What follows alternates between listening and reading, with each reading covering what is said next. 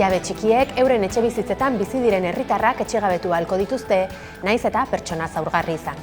Halaxe adostu dute gaurkoan Madrilen Espainiako gobernuak eta EAJak gizarte ezkutua gisa ezaguna den dekretua moldatzeko akordiora iritsi ostean. Honen ondorioz, Araba, Bizkaia eta Gipuzkoan erakunde publikoek ez dizkiete zertan bizitoki alternatibarik eskaini beharko pertsona zaurgarri hauei kaleratzea gertatu aurretik, pisu baten edo biren jabe diren norbaiten etxebizitzatik bota nahi badituzte. Nafarroako Ziritza herrian, Bidanueva zentroan, homosexualitatea sendatzeko terapiak eskaintzen dituzte, Neutral webguneak argitaraturiko erreportajearen arabera. Bertan, 5 emakumeren testigantza anonimoak bildu dituzte, exorzismoak, ezkontza behartuak edota tratu txarren berri ematen dutelarik. Naiz eta berria hedabideetan plazaratutakoaren arabera, zentroak laguntza publikoak jasotzen ditu. Hemendik aurrera, 16 urtetik berako gaztetxoek ezingo dute sare sozialik erabili Hego Euskal Herrian. Pedro Sánchez Espainiako presidenteak eman du gaurkoan honen berri eremu sozial digitala arautzeko beste hainbat neurrirekin batera. Frantziako asanbladak ere sarbide debeku berbera onartu zuen pasaden astean 15 urtetik berako adingabeentzat Ipar Euskal Herriari dagokionez. Hala, gazteok ezingo dute sare sozialetan konturik izan.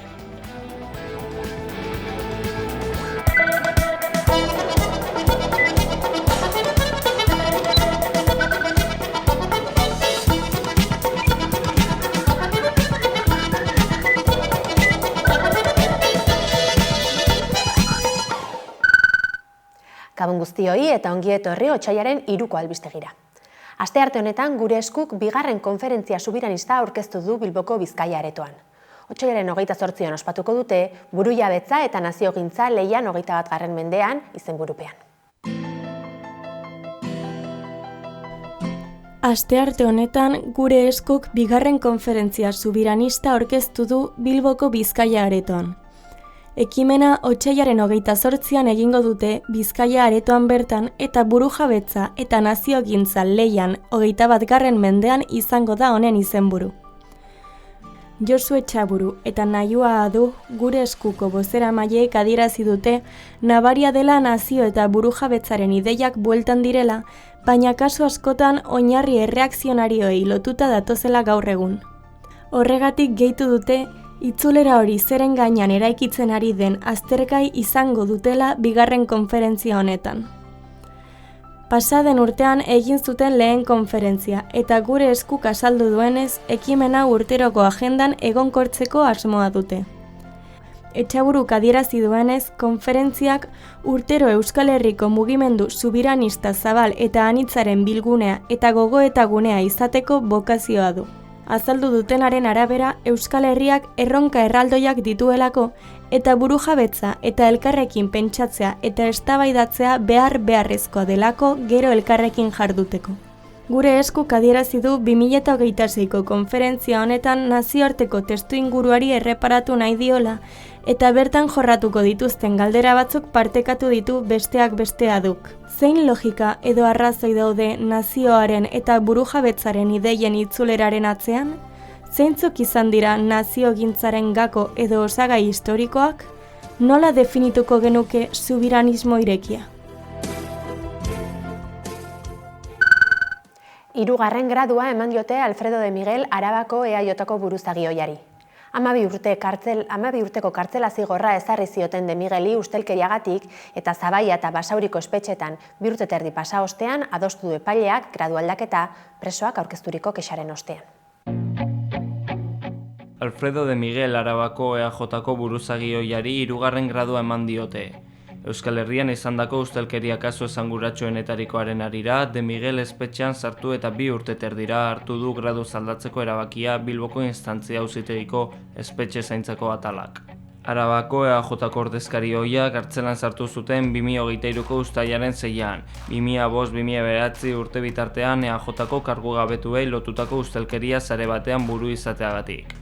Dena den, ez zen bakarra izan, harekin batera Koldo Otxandiano eta Aitor Telleria ere akusatu zituzten, buruzagi jeltzaleak izanikoak ere, eta lehen epaia 2019an eman zuten Arabako probintzia auzitegian, nahiz eta auzia Espainiako auzitegi gorenera iritsi izan. Auzitegiak Alfredo de Miguelen kartzela zigorra 13 urtetik 12 murriztu zuen, gehienez 9 urte igaro beharko zituelarik bertan. Espetxean sartzea saihesten saiatu zen azken unera arte, alegazioak eta indultu eskaera eginda, baina 2023an Zabaiako kartzelan sartu zuten. Urtebete geroago, 2024ko abuztuan, 100.2 artikulu aplikatu zioten eta astelehenetik ostiralera lanera arteratzen hasi zen, baina egunero igarotzen zuen gaua kartzelan. Hala ere, Europa Presen arabera, De Miguelek kexa bat aurkeztu zuen eta espetxe zaintzako epaiak arrazoia eman dio. Gauzak horrela, Ruda Alonso magistratuaren erabakia irmoa da, errekurritu ez dutelako. De Miguel ez da 3. gradua lortu duen lehen zigortua auzi horretan. Otxandiano, Telleria eta Xabier Sánchez aurretik pasatu zituzten erregimen horretara, eta gaur egun etxean betetzen ari dira zigorrak, kontrol telematikoarekin.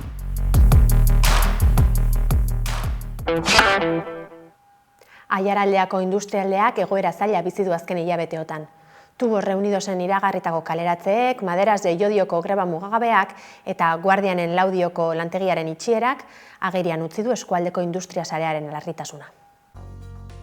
Aiaraldeko industrialdea ikusmiran dago azkenaldian. Izan ere, bertan dauden hainbat enpresatako langileek lanuzteak eta mobilizazioak antolatu dituzte industrialdeak pairatzen duen egoera ikusarazteko. Ildo horretik, hurrengo asterako otsailaren 9 eta 13 lanuzteak deitu ditu Amurrioko Tubos Reunidoseko enpresa batzordeak. Horien bitartez, enpresako zuzendaritzak gutxienez 130 langile kaleratuko dituela salatu nahi dute. Hala ere, sindikatueko hartarazi dutenez, oraindik ez dituzte espedientearen xehetasunik ezagutzen. Hain zuzen ere, hurrengo astean batzartuko dira enpresarekin hoiek ezagutzeko. ESK sindikatuak adierazi duenez, baliteke enpresa Amerikako Estatu Batuetako muga zergen egoera aprobetxatzen egotea plantilla murrizteko. Gogorarazi du Amurrioko lantegiak aldi baterako enplegu erregulazioko espediente bat duela indarrean, 2025ko irailaren 1ean hasi eta otsailaren 29an amaituko dena.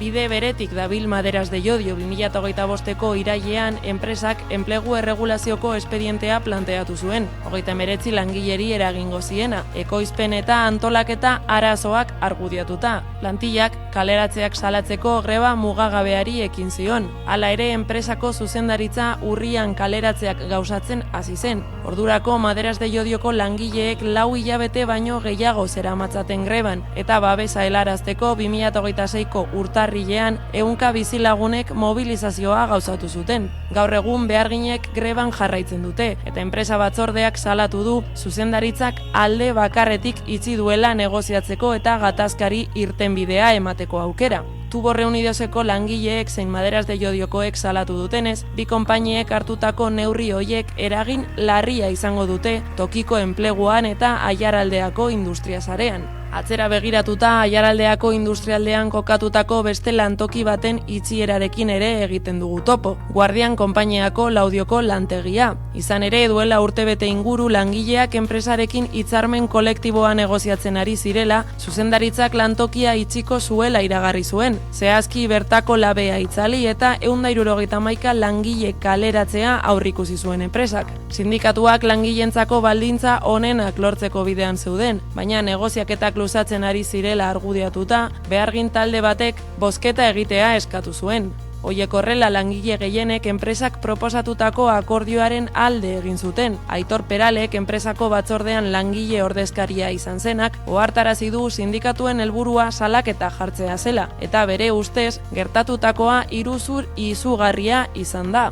Era berean gaineratu du ez zegoela benetako arrazoirik lantegia ixteko, baina gatazkaren ondorio positiboetan jarri nahi izan du arreta. Haren hitzetan, Guardianen itxierak utzitako alde positibo bakarra herriaren babesa izan da.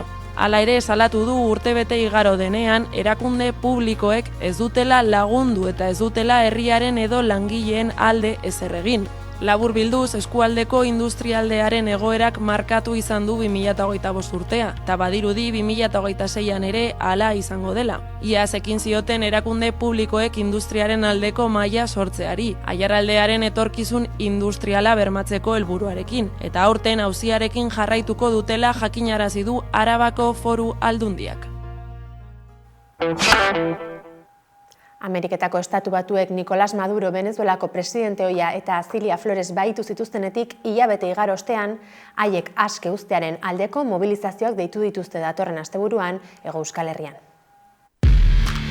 Estatu Batuek Venezuelako Nicolás Maduro presidentea eta Cilia Flores baitu zituenetik hilabete pasa denean, hainbat erakundek asteburu hontan mobilizaziorako deia egin dute Euskal Herrian, Venezuelari elkartasuna adierazi eta Amerikako Estatu Batuen eraso imperialista salatzeko.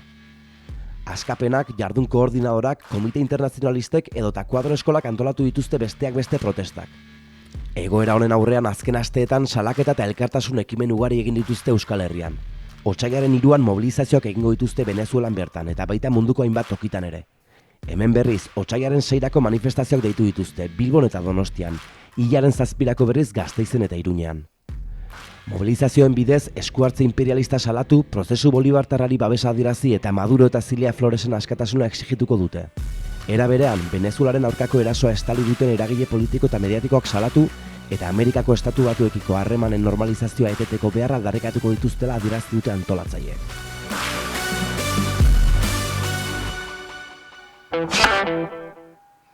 Iragan ostiralean argia sariak banatu zituzten Usurbilgo Atxega Jauregian. Entzunezko argia saria, Antxeta Irratiari eman diote, Irungo auzokide patruilen inguruan egindako ikerketa erreportajengatik, eta orokorrean kulturaniztasunari eta arrazakeriaren aurkako ahotsei sakoneltzeagatik. Bada Antxetako 2 kazetarirekin egoteko aukera izan dugu. Ikus dezagun. 2001 sortu zen Antxeta Irrati komunitarioa Bidasoa inguruan. 25 urte daramatza kazetaritze irrategintza euskaraz eta modu herrikoi batean egiten, baina beti ere profesionalki eta kazetaritza mundu antiarrazista batetik kontatuz. Egindako ikerketa erreportajengatik eta orokorrean kulturaniztasunari eta arrazakeriaren aurkako ahotsei sakoneltzeagatik, entzunezko argia saria Antxeta Irratiarentzat da. Tokian tokiko komunikabide txikietan edo ari garen kazetari guztion lanaren aitortza da azken batean, ez? Hor gaude bizikletarien pedalari egunero ematen eta eman beharra zaio, bestela geldituko zaigu eta zentzu honetan erakusten du ikerketa egin daitekela txikitik handira komunikabide txikietan ere kazetaritza txukun egiten bada, saiatu behar gara horretan, eta aipatzen nuen, azken batean izpiritu kritiko batetik, gauzak zalantzan jartzen, agintarien gana, sistema edo inposatutako sistema zalantzan jartzen, eta herritarrei hitza emanez eta informatuz. Gu Bidaso aldean gaude, muga batek banatzen du gure eskualdea erdian, azken urte hauetan askotan muga hori landu dute komunikabidea handiek, eta askotan kanpotik etorri dira errealitate hori lantzera. Gaur goizean bertan, Espainiar Estatuko estatu idazkari batek ekitaldi bat egin du Avenida Zubian memoria historiko gune deklaratuz. Guretzat hori ez da arrotza, guretzat hori gure egunerokoa da, eta gure egunerokoan integratzen ditugu ere, muga hori zeharkatu nahian ezintasunean ibiltzen diren pertsona migratzaile hoiek, lehen eskutik tokatu baitzaigu guri eta lankideoi kontatzea, Bidasoak biziak kendu dien migratzaile hoien historia, eta horri esker erranen nuke lortu dugula sari hau, horri esker lortu baitugu lan hau egitea, islamofobia, xenofobia salatzea, nolabait ere gure erraietan, gure zainetan baitago, kazetaritza modu antiarrazista horretan egin behar dela sinisten baitugu, beraz horixe da Antxeta, irratia bai, baina gaur egun 25 urte geroago komunikabide oso bat, bideogintzan bagabiltza, artikuluak idazten ditugu webgunean, komunikabide guztiok egiten duguna, gaur egun pixkat denetan ez dakite nahi noranahiko moduan egiten dugula kazetaritza, baina beti euskaratik, feminismotik, antiarrazismotik eta bertzain bat idealekin batera. Maian Etxoperenak irabazi zuen pasaden asteburuan Xilaba bertso txapelketa Donibane Loitzunen. Hona hemen Xabi Alok garaiarekin hitz egindakoa. Bertsoari egingo diogu tartea 11an, izan ere pasaden asteburuan Xilabako finala jokatu zen Donibane Loitzuneko jaialain eta pantailaren bestaldean txapelduna daukagu. Maian Etxoperena, ongitorri 11ara. Bai, eskerrik asko. Eta zorionak, bide batez. Mil esker. Ze moduz? Finalaren osteko ajearekin oraindik? Bai, egarran nahiko nekatuta nago, ez nazue pakean uzten kazetariek, naiz eta eskertzekoa den ematen ari zareten oi hartzuna, baina, aldi berean oso pozik nago, eta orduan, uste dut poz horrek laguntzen didala, energia ematen didala, eta erkin nago. Finalaren ostean pozik orduan, finalaren aurretik baina, nola zeuden, Maiane? Alde batetik txapelketa luzea izan da, ze azaroan hasi zen, eta azaroak 8an egokitu zitzaidan niri kantatzea, beraz, lehenengo saiotik buka azkeneko saioraino aritu naiz, eta horrek dakarren estres guztiarekin, emozio guztiekin, eta hori kontuan hartuta oso ongi joan zaigala txapelketa, orduan okerragoa izan ziteken, baina nahiko nekatuta nintzen ja finalerako, eta urduritasuna ere bai, baina ez bereziki, nahiko lasai pasaren astea, hortziralean nola izanuen beldur holde bat edo, baina larun bat goizean ja ongi jekin nintzen eta nahiko lasai iritsi nintzen finalera. Eta finaleko zozketan, 6. postuan, nola jaso zenuen zozketa horren emaitza? Bai, lehen izaten dituen preferentziak zenbakiarekin, baina erabaki nuen etzela bat ere estrategikoa ala jokatzea, ze gero tokatzen zaizuna tokatzen zaizu. Eta horren hartu nuen 6. eta pozik, txapelketa honetan 3 aldiz tokatu zen 6. lekuan, orduan, ezagit igual suertea eta dena ematen dit. Eta gero pozik ere bai, zozketa horren arabera, 8ko handia Miren Artetxerekin batera egokitu zitzea dalako, eta elkarrekin aritu gara bertso eskolan, eta orduan saioa elkarrekin hastea polita zen.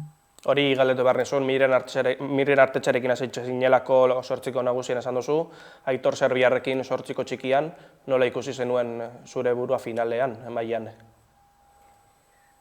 Ikusi nuen nahiko lasai, eta gaien aurrean gehiago edo gutxiago gustatu, beti aurkitzen nuen bideren bat, edo ez nuen ideia faltarik izan, gero bertso batzuk hobea joan zitezkean bertso batzuk baino, baina bertsoa hola da eta dena perfektu egitea ezinezkoa da, eta bai, lehenbiziko fase hortan nahiko ongi ikusi nuen ere burua, eta batez ere ez nintzen nekatuta sentitzen eta gehiago kantatzeko gogoz sentitzen nintzen eta buruzurukoan sartzeko gogoz.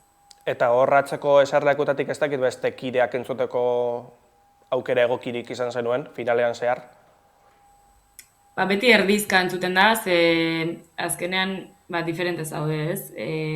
Atzeko eserlekuetan gauden momentuetan, batzutan ari zara bertsokideak entzuten, baina bertso batzutan ari zara zu kantatutako bertsoak errepasatzen, edo nola hobetu saiatzen edo, bertso batzutan ari zara kontzentratzen hurrengo ariketarako, eta orduan erdizka entzuten da, baina alere entzun nuenetik sentsazioa nuen denak ari ginela ongi xamar, eta gero ez dut aukerarik izan horretu osoa berriro entzuteko, baina publikoko jendeak ere aipatzen zuen bai oso saio ona izan zela, eta niri oso azkar pasazitzaidan lehenbiziko fase hori.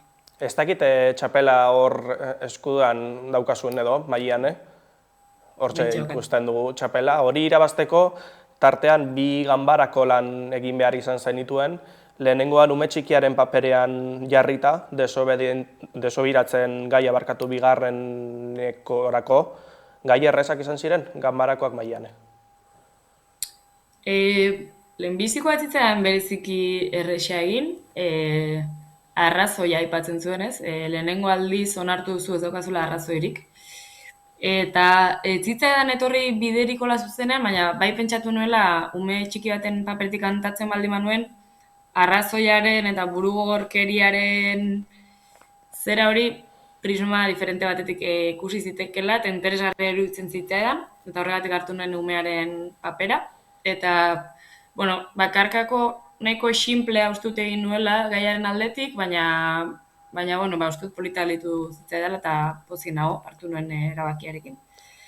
Eta bigarrena berriz, zehatzagoa zen ADN-a aipatzen zuen ja gaian bertan, eta zuzenean lotu nuen 36ko gerrako fusilatuekin eta desobiratzen ADN frogekin eta ikusi bezala egin nuen bidea, edo uste dut hori izan zela finalean izan nuen argitasun momenturik handiena, edo inspirazio momenturik handiena erran daiteke, eta bakarkako polita egin nuela uste dut eta pozina horrekin.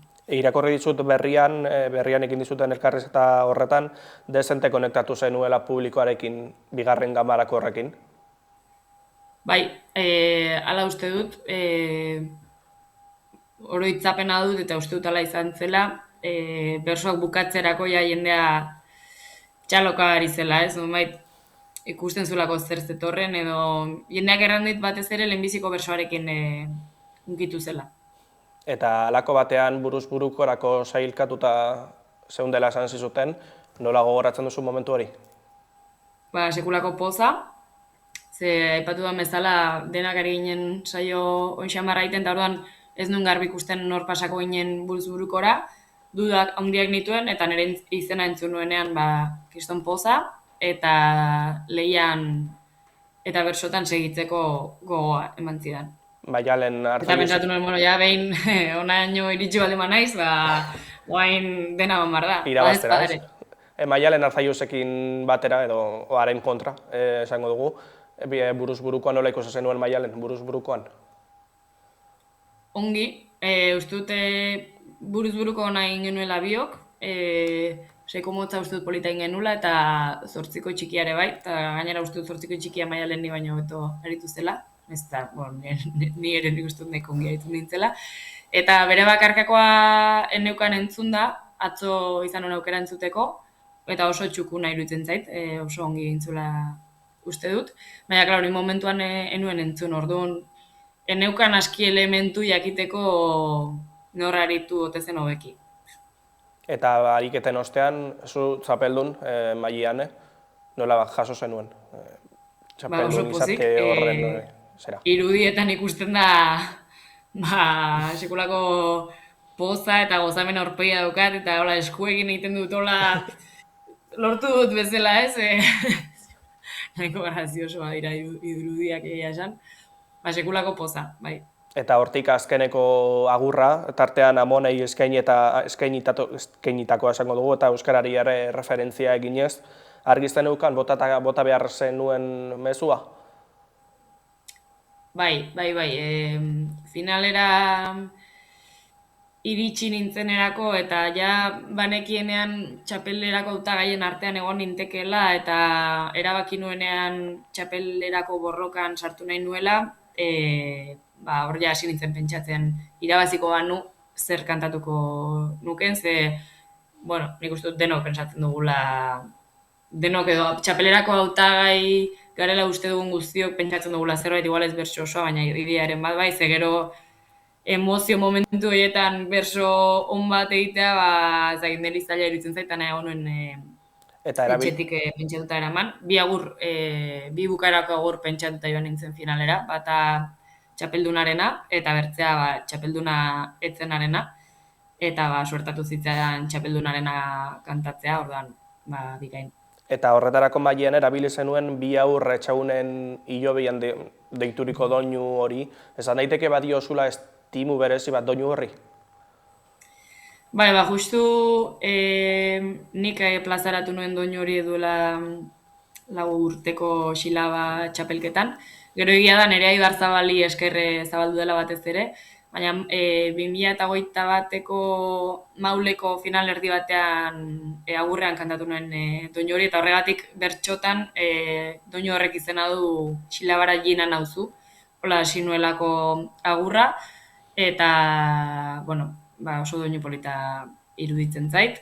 Gainera, uste dut ibilbide polita egiten ari dela bersolarien artean, eta polita iruditzen zitzaidan doinu horretan kantatzea agurra. Ondo iruditzen bazaizu Maiane, ikusiko dugu, gogoratuko dugu barriro ere zure Maierako agur hori, ikusiko dugu. Ederki. Elena etxeko Andre, Antoni hemen neskato, gaur ere zenbat datozen, ona lanera eskapo,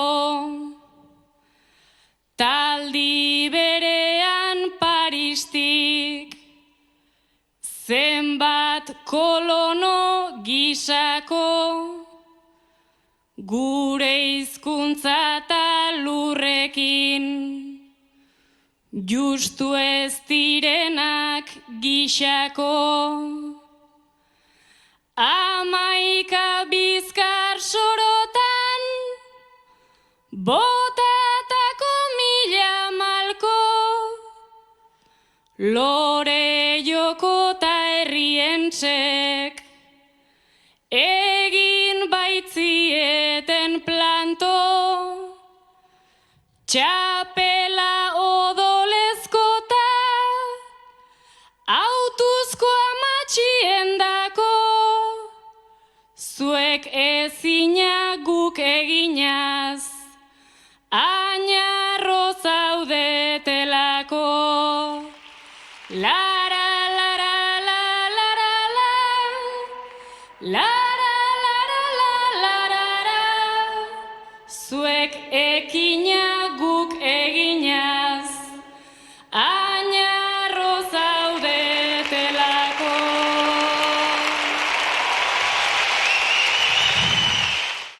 Amaitzen joateko mailean, 6 finalista egon zineten Donibane Lohitzuneko oholtza gainean, horietatik 5 lortu duzue bertsolari txapelketa nagusirako txartela. Nola datoz hurrengo hilabeteak, ze asmo dituzue?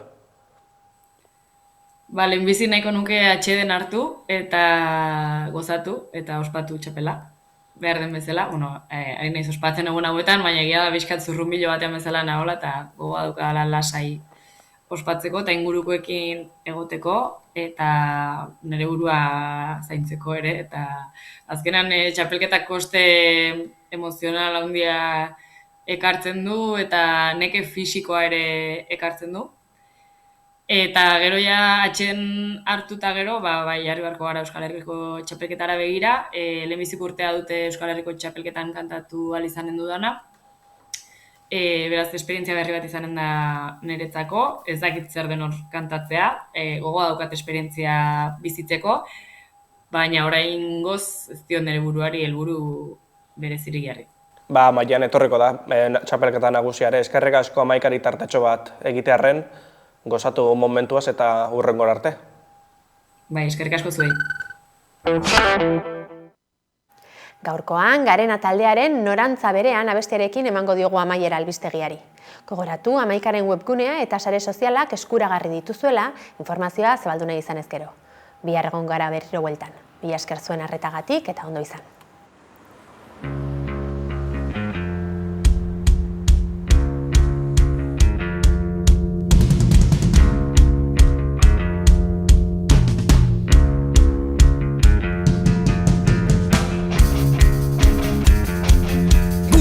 Zaude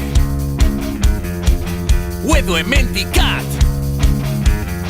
Konpromesua da Bilatzen duguna Buru aktiboak Autokritikoak Sortzen joan gaitezen Gure izaera Inurrien atzera Eki bihurtu ote genuen amesten Elkar lana oinarri Komunka jokoan Arraunekin dezagun Norantza berean Norantza berean Norantza berean Arraunekin dezagun Norantza berean